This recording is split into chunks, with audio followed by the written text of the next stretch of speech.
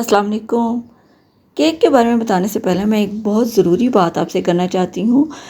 वो ये है कि अगर हमारा किसी से इख्तिलाफ़ राय है, किसी की नापसंद पसंद हमारी और किसी की मैच नहीं कर रही, किसी को टमाटर ऑमलेट में पसंद है, किसी को नहीं पसंद, तो इसका ये मतलब नहीं कि वो दूसरा इंसान गलत है। उसकी अपना एक मौक़िफ़ है, उसकी अपनी पसंद नापसंद है। तो इसी पसंद नापसंद को बर्दाश्त करने का नाम ही सब्र है, बल्कि उसको कबूल करना है। दूसरे इंसान की पसंद नापसंद और उसकी राय को कबूल करना आप पे फ़र्ज़ तो नहीं है, लेकिन कम से कम हम उसको स्पेस तो दे सकते हैं दूसरे को कि वो अपनी पसंद नापसंद के मुताबिक जी सके। उसको उस पे तनकीद करने की बजाय उसकी इख्तलाफ़ात को कबूल करें, उसकी पर्सनैलिटी के इख्तलाफ़ात जो आपसे मुख्तलिफ़ हैं उसको कबूल किया जाए। तो इसी में एक बेहतर माशरे की तश्कील हो सकती है और हम एक दूसरे के साथ अच्छे तरीके से रह सकते हैं। जैसे कि हम अक्सर रमज़ान में ये ज़्यादा ज़रूरी होता है कि हम बर्दाश्त का मादा अपने में पैदा करें, क्योंकि रोज़े का अक्सर मकसद ही सब्र और तहम्मुल है। और यही सबसे मतलब इस चीज़ की कमी रमज़ान में ज़्यादा देखने में मिलती है कि हम ट्रैफिक सिग्नल्स में या रोड में एक दूसरे से आगे निकलने की कोशिश कर रहे होते हैं और बिल्कुल बर्दाश्त नहीं कर रहे होते कि हम जल्दी से किसी मुकाम पे पहुंचना चाहते हैं और पता नहीं कौन सा नामालूम मंजिल है जिसकी तरफ हम जा रहे होते हैं और इतनी जल्दी में होते हैं।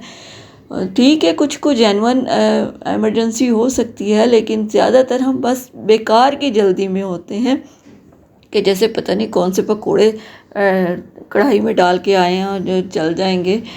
तो हमारी ये पूरा एक 30 रोज़े हमारी एक प्रैक्टिस होती है। तो इस प्रैक्टिस को आगे पूरी ज़िंदगी में लेके चलना होता है। सिर्फ ये 30 महीने गुजर जाए तो सब्र तहम्मुल वहीं पे हम कहीं पैक करके संदूकचे में रख देते हैं और फिर से अपनी उसी रवा ज़िंदगी में हम फिर से उसी ज़िंदगी में गहमा गहमी में कूद पड़ते हैं। तो इस ज़रूरी बात ये है थी कि दूसरों को बर्दाश्त करना सीखें, दूसरों की राय को अपनाना सीखें। अगर अपना नहीं भी सकते तो कम से कम उनको इस बात पे तनकीद करना या उनको गलत साबित करना छोड़ दें और उनकी राय का एहतराम करें। तो ये यूनिकॉर्न थीम केक था जो मैं अरमाइन बटर क्रीम में बना रही हूँ। ये बहुत ही स्टेबल बटर क्रीम है जो कि इस मौसम में बहुत मज़े की ये रिज़ल्ट देती है।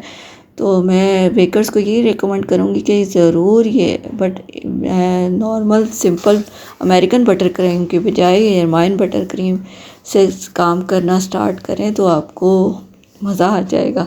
लेकिन ये फॉन्डेंट के नीचे इस्तेमाल नहीं होती, यानी फॉन्डेंट के नीचे आप इसको नहीं लगा सकते। अमेरिकन बटर क्रीम या स्विस मैरिंगो बटर क्रीम को तो हम फॉन्डेंट के नीचे इस्तेमाल कर सकते हैं, लेकिन इस बटर क्रीम को फॉन्डेंट की लेयर इसके नीचे नहीं आप इसको इस्तेमाल कर सकते।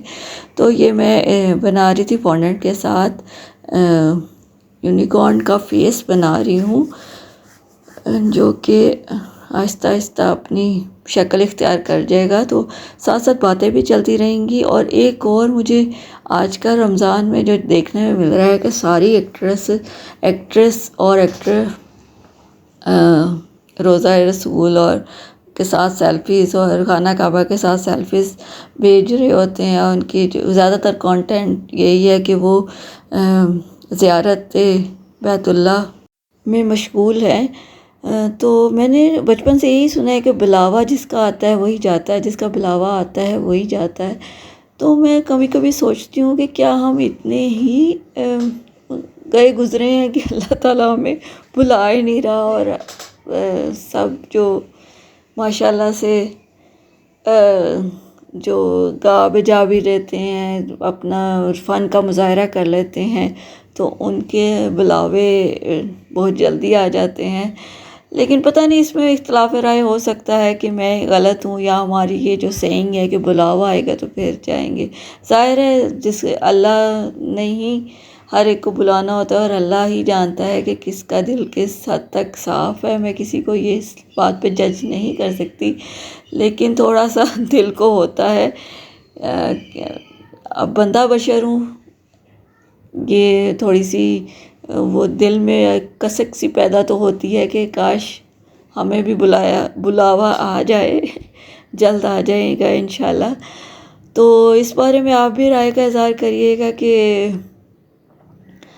वहाँ जाके सेल्फियाँ लेना ज़्यादा ज़रूरी है या इबादत करना। लेकिन अभी हमारा टाइम आएगा, फिर पता चलेगा कि हम भी सेल्फियाँ लगा के दूसरों को दूसरों के ईमान ताज़ा कर रहे होते हैं या क्या करते हैं। लेकिन चलें, हर एक की अपनी एक ज़िंदगी है, अपना एक मौक़िफ़ है, वो जिस तरह मर्ज़ी जी सकते हैं। हालांकि मेरा पहले वीडियो के शुरू होते ही मैंने ये बात की है कि कोई जिस तरह जीना चाहता है अपनी मुताबिक, अपनी मर्ज़ी के मुताबिक उसको जीने दिया जाए।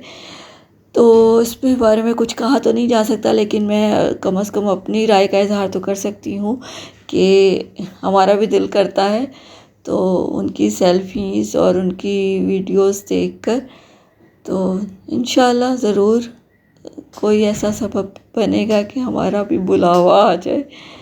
तो ये हमारा थीम केक तकरीबन तैयार होने वाला है और इसमें तकरीबन मेरे 5-6 घंटे तो लग गए थे। जो इतनी वीडियो में तो ये बहुत कम टाइम लग रहा होता है कि 10-15 मिनट में हमारा केक तैयार हो जाता है, लेकिन उसकी प्रिपरेशन और सारा कुछ करने में काफ़ी आवर्स लग जाते हैं। थोड़ा थोड़ा चीज़ों को इकट्ठा करके उसको बनाने और फिर उसको असेंबल करने में, तो इसीलिए हमारे केक थोड़े नॉर्मल केक से ज़्यादा कॉस्टली होते हैं। और यही हम कस्टमर्स को गाए बगाए उनको एजुकेट करते रहते हैं कि हमारे केक्स क्यों कॉस्टली हैं।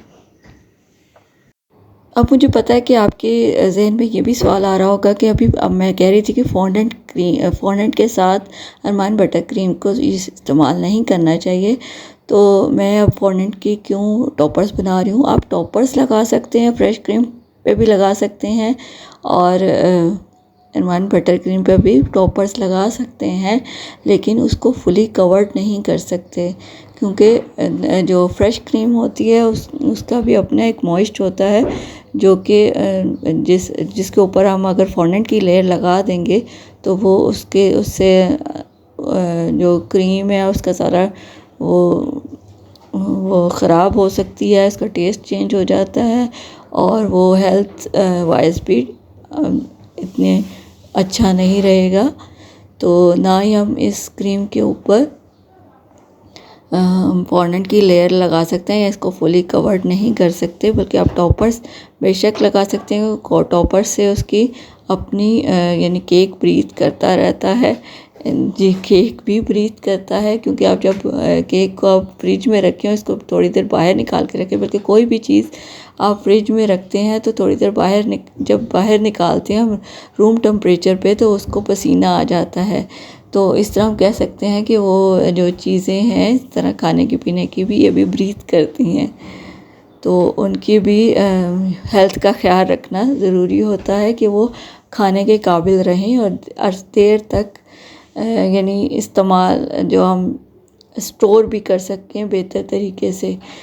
तो ये मैंने फॉन्डेंट के साथ सारे बनाए हैं, इनके टॉपर्स बनाए हैं और अब मैं इसको असेंबल कर रही हूँ।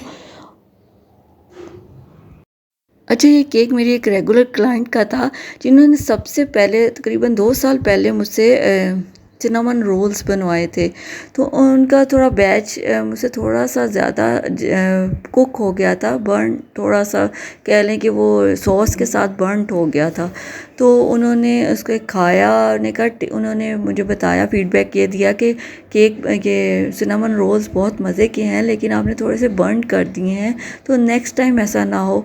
मैं बहुत हैरान थी कि अगर हमें कोई चीज़ ऐसी बर्न हुई मिले तो हम नेक्स्ट टाइम उनसे ये चीज़ कोई भी चीज़ नहीं लेती, लेकिन वो मुझे कह रही थी कि नेक्स्ट टाइम ऐसा ना हो। इसका मतलब है कि मैं इसको ऐसे लूँगी कि ठीक है मेरी प्रोडक्ट अच्छी होगी, लेकिन उनमें इतना अच्छा बर्दाश्त का मादा था कि उन्होंने मुझे नेक्स्ट टाइम भी ट्राई करने के लिए कहा कि मैं आपसे नेक्स्ट टाइम भी आपसे बाय करूँगी, लेकिन नेक्स्ट टाइम आप इस बात का ख्याल रखिएगा कि वो बर्न ज़्यादा ना हो। और ये तकरीबन वो मुझसे ज़्यादातर कपकेक्स और सिनेमन रोल्स वगैरह ही लेती थी, और इनका शायद केक भी बनवाती हूँ, लेकिन मुझे ज़्यादातर याद नहीं रहता कि किसने कितने केक बनवाए। लेकिन ये मुझे इससे याद आया, रमज़ान में ये बर्दाश्त से और इस तरह के टॉपिक से हम ज़्यादा इस पर तवज्जो कर रहे होते हैं, तो इससे मुझे याद आया कि वो कितनी कूल लेडी थी जिन्होंने कहा कि ये जो उनका फ़र्स्ट ऑर्डर बर्नड हुआ है, लेकिन नेक्स्ट टाइम ऐसा ना हो। तो इससे मुझे उनका बहुत मुझे वो उनकी आदत अच्छी लगी कि आप कोई किसी को एक दफ़ा ट्राई करने के बाद उसको दोबारा चांस देते हैं। ठीक है, वो ज़्यादा बर्न नहीं था और उन्हें टेस्ट भी अच्छा लगा, लेकिन फिर भी मेरा नहीं ख्याल मैं किसी को दोबारा चांस दूंगी, लेकिन उन्होंने मुझे दोबारा चांस दिया। तो इससे मुझे मुझ में भी ये चीज़ डेवलप हुई, यानी हम एक दूसरे से ये चीज़ कैच करते हैं कि एक से कुआं जैसे कहते हैं चलता है। अगर वो मेरे साथ हार्श रवैया रखती तो मेरा कहीं आगे किसी के साथ मेरा भी वही रवैया होता। तो इस तरह हो सकता है मैं किसी ज़िंदगी में किसी जगह किसी मुकाम पर किसी को इतनी रिलैक्सेशन दूँ कि भाई अब आपका ऑर्डर आपने मेरा ऑर्डर इस तरह किया है, नेक्स्ट टाइम ऐसा ना हो। तो इस तरह हम एक दूसरे के साथ एक बेहतरीन माशरा कायम कर सकते हैं। उम्मीद है कि आज का डिज़ाइन और हमारी थोड़ी सी गपशप आपको अच्छी लगी होगी और आप इस पे गौर ज़रूर करिएगा। तो केक मेरा ऑलमोस्ट रेडी है और ये तकरीबन 3 बजे अपनी मंजिल की तरफ रवा हो जाएगा। ये लास्ट वीक का काम है, और क्योंकि मैं सारी वीडियोस नहीं बना पा रही और ना ही मैं इनको एडिट कर पा रही हूँ टाइम पे, इसलिए थोड़ा लेट होने के लिए माज़रत। मिलते हैं कुछ नए डिज़ाइन के साथ और ईद डिज़र्ट के साथ। जब तक के लिए अल्लाह हाफ़िज़।